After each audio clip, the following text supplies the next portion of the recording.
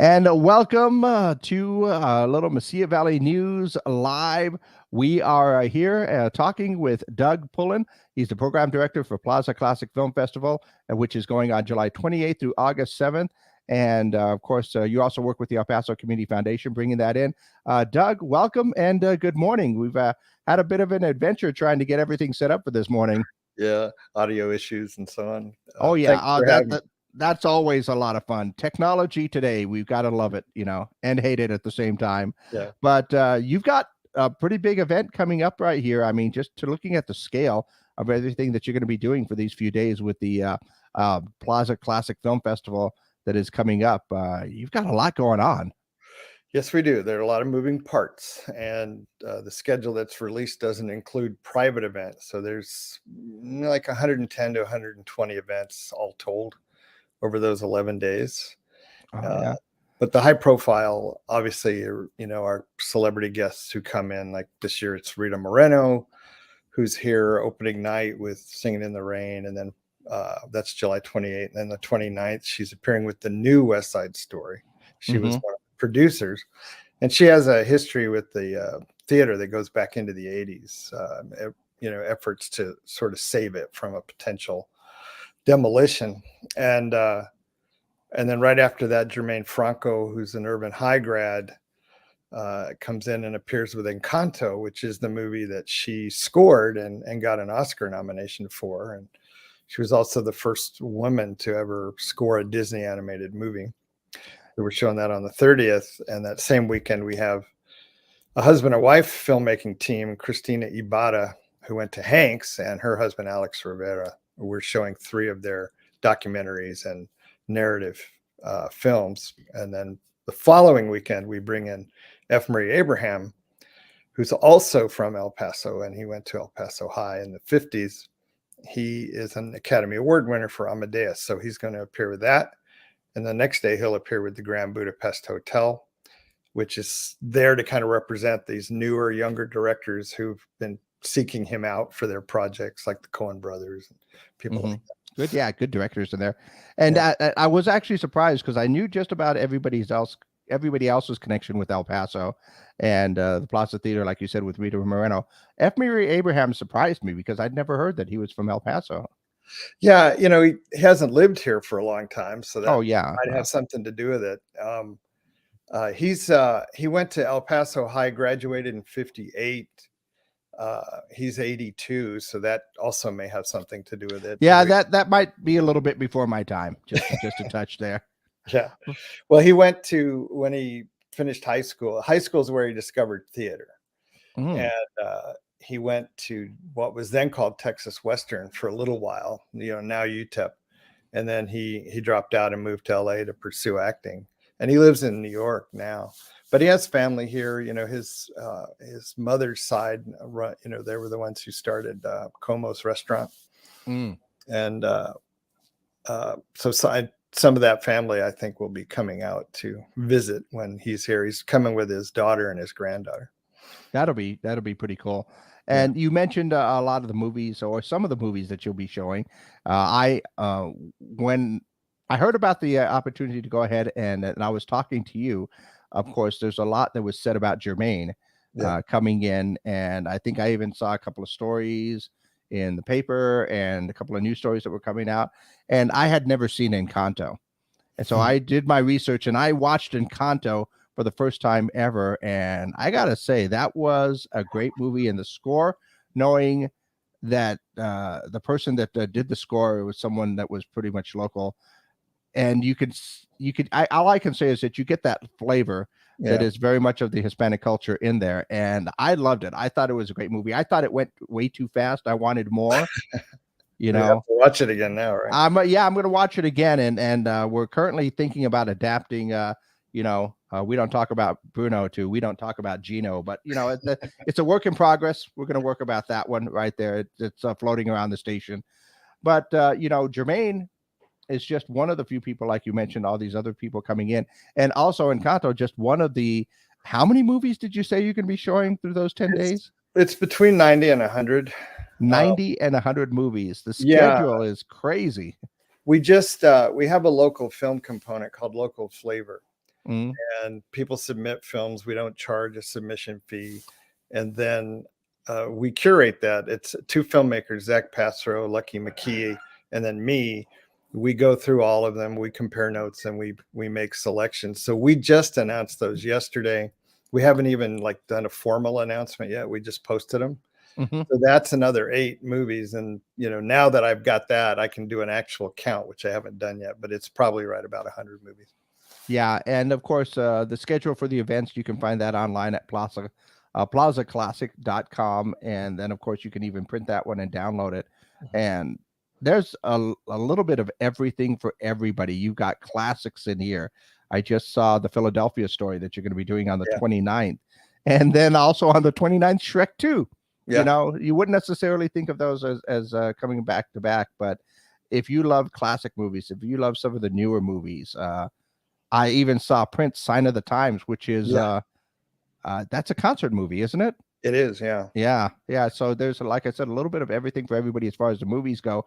And then, like you said, the schedule doesn't include some of the other private events that you have that are going on. I mean, how would somebody get involved with some of those?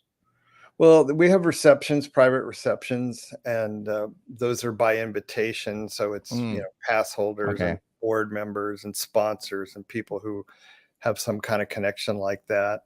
Okay. I expect my invitation in the mail. No, I'm just kidding. In Jermaine's case, she asked if we could invite a group called the El Paso Jazz Girls, which is a nonprofit that works with middle and high school female musicians to try to help steer them into music and music education careers. So they've all been invited. There's going to be 30 girls, and teachers from that group will be coming in for that reception.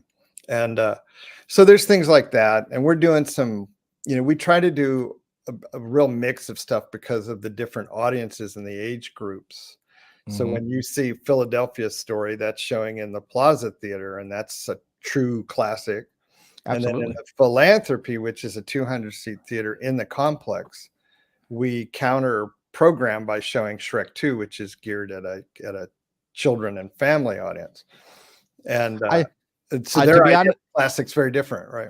Yeah, well, I'll be honest with you. I could go either way on those. I enjoyed both of those. I am one that would enjoy a Singing in the Rain as a musical, and then also Wayne's World as a more modern musical in my way. I grew up as a cable kid, so my mom worked for the local cable company. So we got, in the early 80s, we got all those movie channels that were coming out from HBO Cinemax movie channel. So I spent a lot of time watching movies and classic movies. In fact, my 3 favorite movies, because I couldn't pick just one, my 3 favorite movies are all 1980 and before. Oh yeah. And that's even to this day, you know. And that kind of goes to the root of the term classic, because we have this discussion a lot, and some people will say, well, you're showing a 2021 movie. How's that a classic? And so, well, you know, these are unusual circumstances here, but our definition of classic almost depends on our own orientation. You know, if you grew up in this era, like the Harry Potter movies, we're showing the 5th Harry Potter movie. We've been showing them in chronological order as we can get them.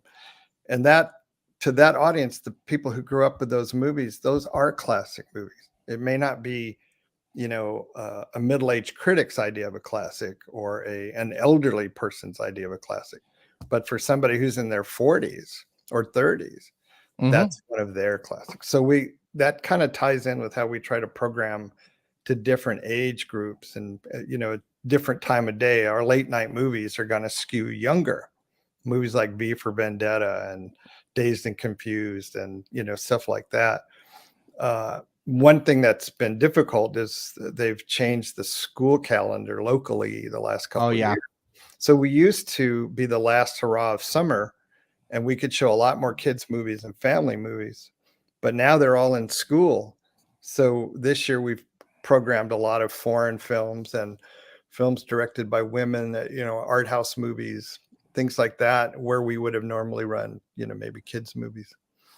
And I don't know, next year we're thinking about maybe moving up a few days so we're not so overlapped with school.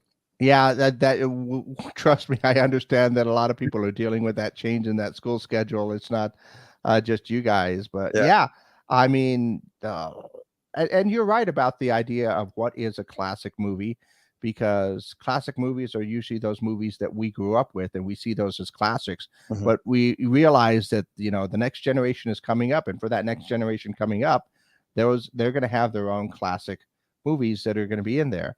I think I mentioned earlier before we got on, like Harold and Maude. I mean, I probably shouldn't have been watching that when I was a kid, but that was a movie that I watched with a kid, and I thought it was a great movie. To me, that would be a classic. But at the same point, a movie that just recently came out, like Encanto, to me also seems like a classic, because I am a movie person in general. But Mhm. to me, that seems like it's a classic for today's age. And I can guarantee you're going to get those kids that grow up with that, and 20, 30 years from now, they're going to be talking about those classic movies that they used to watch and what's going on with movies today, as it always kind of goes in that Yeah, way, right? generational thing. Yeah. And those are kind of classics in the making. We don't know. Time is what really tells that, right? True. There are movies considered classics now that were not viewed well, when they came out. Oh yeah. And others like, Harold and Maude, it's always been kind of a cult classic. It's, Hmm. it's always had this following. It was controversial Very because of much the so. Yeah. relationship, right? And I thought it kind of fit in well with, we have this overarching theme that we're calling directing women, which features a lot of films directed by women. But to complement that, we have others where women are major characters, or they're the force in the movie, or something like that. In this case, it's an elderly woman Yeah. who we'd learn some things about as the movie goes along. Yeah, absolutely. But like I said, to me, that would be a classic because that was something that I watched when I was growing up. But I watched a lot of movies that I would consider classics that maybe some other people would not consider classics. And like I said, my three favorite movies are done before 1980 and before. And I don't mind telling you with that because I think in my eyes, they would be a classic movie. Mhm. But Somewhere in Time, Christopher Reeve, Jane Mhm. Seymour, love that movie. Love the soundtrack to that movie as well. Excalibur, Mhm. that was a great film. A lot of great actors that were in there. In fact, Liam Neeson's first role, I think, in that Oh in that yeah. movie. Yeah. Um, and then also Logan's Run. Oh yeah. Everybody forgets about Logan's Run because that came out in what, 76? Late 70s, yeah. One of our committee members, hang on, I'm going to grab a pen. Okay. I write these things down because they're all ideas, right? Okay. I have an advisory If you committee. need more ideas, I'll be more than happy to throw them at you. Well, Somewhere in Time is something we get requests for every year, and I just haven't gotten around to doing that one yet. It is a great movie. You've seen it, obviously, I Yeah, think. but Yeah. not in a And long time. Yeah, I watch them every year. I watch those three movies at least once a year yeah, yeah. because it's just one of those things that I do. Like I said, I can't pick out a favorite. And my excuse being a guy and watching Somewhere in Time is basically one thing: time travel. Yeah. That allows me that guy pass. Well, it's a time travel movie. It's Yeah. not necessarily You romantic. really don't have to make excuses. If you I like know. something, you like it, right? Good Yeah, point. Yeah. yeah. But those ones are good. And Logan's Run to me was the epitome of a science fiction movie until Star Wars came out. But Star Wars is still in my top five. But Yeah, it's still, to me, Logan's Run was one of those things, for a lot of some of those social questions that kind of come up with it. And also, they did a TV series that nobody remembers, but I remember watching that every week. So, yeah. I don't well, and remember. and you don't remember it? Oh yeah, it's out there. Trust me, it's out there. But I remember sitting down and watching that. But once again, those are those classics that we grew up with, and in my mind, those are movies that, um, to me, are a part of who I am and everything else like that. For the longest time, I carried around a pocket watch with me just because Somewhere in Time Mhm. has that pocket watch in Yeah, there, and I tried to find some replicas, but they're too expensive. yeah. Well, we get not so much anymore. I think this is my ninth year doing it. I think when I was Hmm. new to doing it, there were some people who'd say, "Well, how's that a classic?" Or they'd kind of haughty about it, and I would say what we just talked about. And now, as I reminded somebody not too long ago, the movies that came out in the 90s, these are 30 years old now. Oh And yeah, what came out in the 80s are 40 years old. I mean, if you want to use the 50-year standard, you're almost there with some of those movies. Um, and we try to keep about 60 to about 60% or so of the content is from the 70s or earlier. Our oldest movie this year is from 1902. We have several more that are from, like 1912, 1922, 1926. And we go into the 30s. Every decade is represented, some more than others. And it, it changes year to year depending on what we program. Mhm. We also try not to repeat too much stuff. Gets a little more challenging when you've been around 15 years. But Yeah. I think this year we have 10 or fewer repeats, meaning, we show Rocky Horror every year, so that's obviously a repeat. But there might be a movie that was shown in the very first film festival in 2008 that we're bringing back this year, things like that. And that's Rocky Horror, I mean, it's one of those things. And well, as long as you've been doing this, like you said, you've been doing it for quite some time, and as long as it's been around, those movies that came out when they first few, always nice to go ahead and recycle those, because you're going to get new generations and new people that are coming up. I mean, looking at your schedule, there might be some movies that I haven't seen yet going like, oh, I wonder what that would be like. And you're going to get people that would say, I'm just going to check this out because I've heard about it before, or something else, or people even that bring the next generation up. I'm very big on like showing movies to my son. Mm-hmm. Granted, he's 30 years old right now, so we don't get the opportunities that we used to, but I would love to show movies, those classic movies that I used to watch as a kid, to get his reaction to some of these right here. And sometimes it's like, do you consider those special effects? And sometimes it's like, that was a really cool story. Why don't they do that again? So that next generation that's coming up.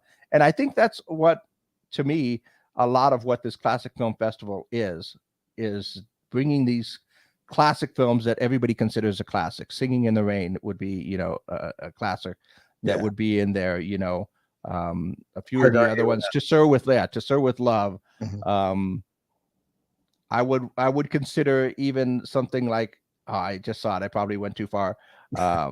Halloween would be to me considered a classic, but introducing those classics to all the new people that are coming up, and maybe just discovering these films that they've never seen before or heard of, and that's the idea. We keep the ticket prices low. Like, there are no price increases this year or anything like that. We haven't raised our prices in 10 years. And the reason for that is that the idea is to make them affordable for just about anybody. So when you go to a matinee at the Plaza Theater, it's $6. If you buy it at the box office, there's no service charges piled on top of it. And all the stuff in the philanthropy is $4. And our evening movies at the Plaza are $8. And all the movies with the special guests in the Plaza are $10, except one, and that's opening night. That's a $20 ticket, but that's always a $20 ticket, whether there's a guest or not. So they're artificially low by design so that it's accessible. That's the idea. Yeah. So, you can bring a few friends, a few family members, introduce people to some of the movies that would be in there. And I think that's a great thing to do. But as I mentioned before, I'm a movie kid. So I'm going to share as much as I can when I can. No, that's good. I have that same kind of bond with my son, who's 34. I took him to movies ever since he was a little boy, and now he works in it. He's a production sound guy, and he just did a gig in Las Cruces. He went to NMSU, and that's where that took him. His love of movies was nurtured at a young age, even though my main gig for years was I was a music critic, not a movie guy. I mean, a movie was my secondary thing, but I was a music critic. But that's something we bonded over, was going to movies, including the Potter movies when they came out. Oh, my son got me into reading the books. Yeah. And I remember when the final book came out at midnight, both of us were at Barnes and Noble, waiting for our copies I ordered 2 copies, one for him and one for me, because I wasn't going to wait like I did with the other books for him to finish it and then I could read it. I wanted to read it so that we could talk about that. And then of course we all went to go see the movies. It was a very sad thing. I don't know if this ever happened to you. The first time that he told me that he had already watched a movie that was coming out because he went to go see it with his friends instead of me.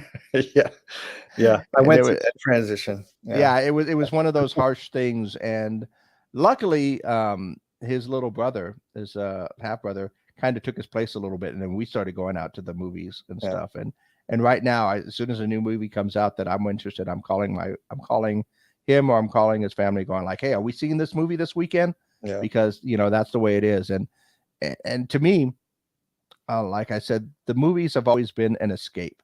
And the fact that you can go just about anywhere, and you proved it with your schedule. I mean, you've got everything from a Halloween to Singing in the Rain to Wayne's World mhm. to Encanto and all of these other movies that are coming out right there. There's a wide variety right there, but every movie that you go to is another place that you can visit. And for me, Yeah, it movies do that.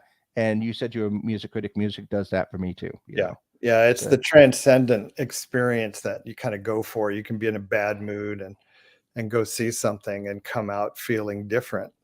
And that happens for me. My one, I love to watch the movies in the Plaza Theater because of the screen is 43 feet across and 20 wow. feet tall, so it's very immersive.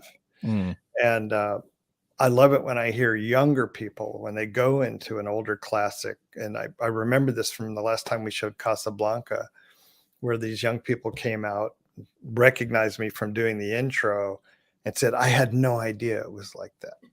And Oh it's like, yeah. yeah, you're not watching on a phone, you're not watching on a laptop, you're totally immersed, you know? Yeah, the and unfortunately, I think that's something that's kind of taken away from our kids when we talk about the next generation. Mm, When with the COVID and the lockdowns that came in, you were stuck at home watching movies and right. stuff that would be coming out like that.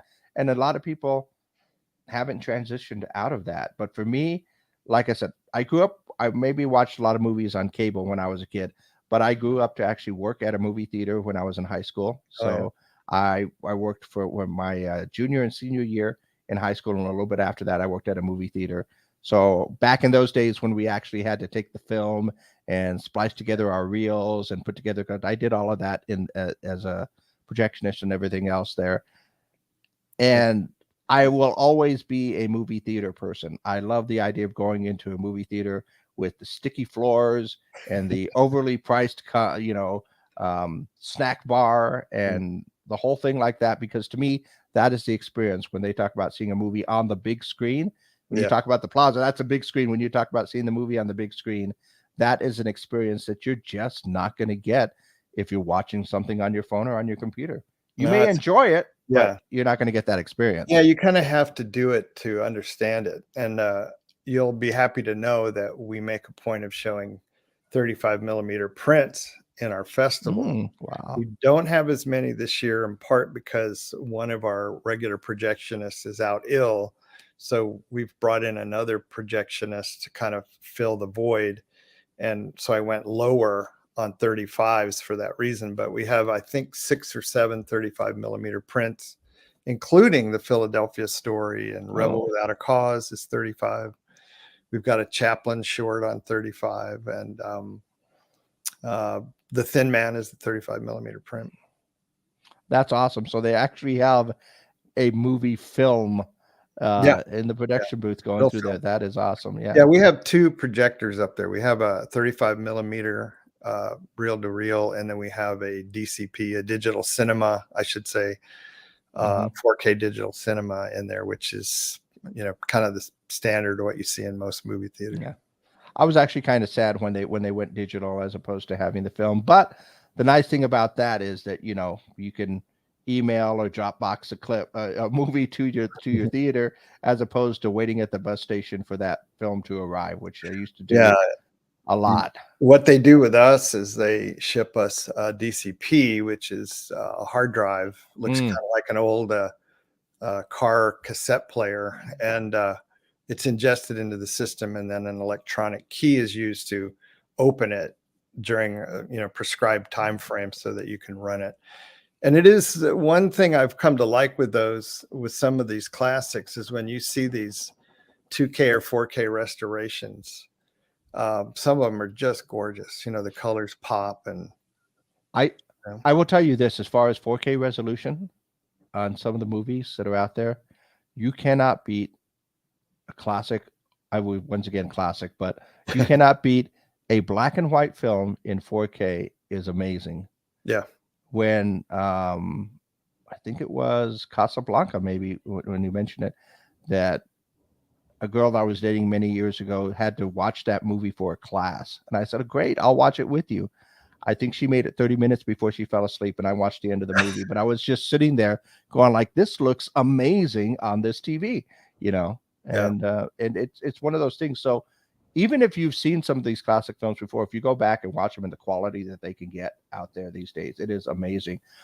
We actually, since we're live, we actually got a comment on one of our pages where a person said, I think it was Jean-Luc Thomas, said that the Top Gun Maverick was a killer movie and he really enjoyed that one. So a new movie that's out in the theaters now is something that he would consider a classic to be, you know. There you go. And Tom Cruise has been a major advocate of the theater experience. Mm-hmm. He's made a point of promoting that with that movie. Yeah. And I think there was an interview with one of the actors, I can't remember who it was, that said that the Top Gun Maverick experience in the movie theaters is a safe place for guys. I don't know what he meant by that. I don't get it. I mean, it's a great film, it is, but I didn't understand the statement for a while, and apparently it's just a guy thing that you got to enjoy the planes flying by and the whole thing like that. But that's it's funny he says that, because the sense of machismo in that movie is not quite as pronounced as it was in the original. Exactly. I was going like, it's not quite the same, but then that was the 80s. There's a whole lot of things that were done in the 80s that we can't do these days. Yeah. So that was one of those. So so give me a rundown on what basically what the schedule is going to look like, or what you're going on. It's going on the 28th through the 7th. Once again, you can head to Plaza Classic to go ahead and take a look at the schedule that you can go ahead and download as well to go it out. But what are we looking at for those few days when a lot of people can enjoy?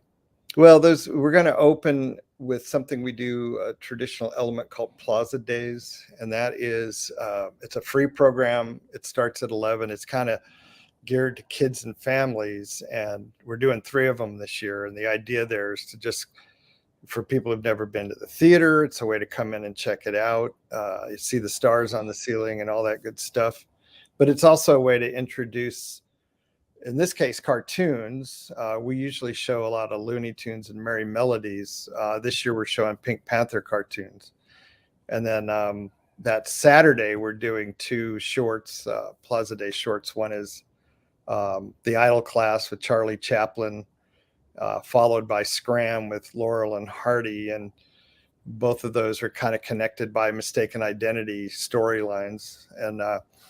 And then the last weekend, on the 6th, we're doing another one with 2 Buster Keaton shorts. And those are silent shorts, The Scarecrow and The Electric House. And they'll be accompanied live on the theater organ by Walt Stroney, who's also one of our guests who comes in every year. And he's going to accompany Douglas Fairbanks' Robin Hood on Sunday, August 7th. And if you've never seen a silent movie with live organ accompaniment, you should really check it out. It's only $6. But it's unique, and it's kind of a nod to, the time before that theater opened in 1930, when silence had pretty much gone by the wayside.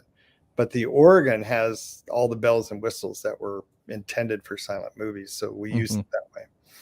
Yeah, but the first weekend, we've just jammed it. We've got more guests.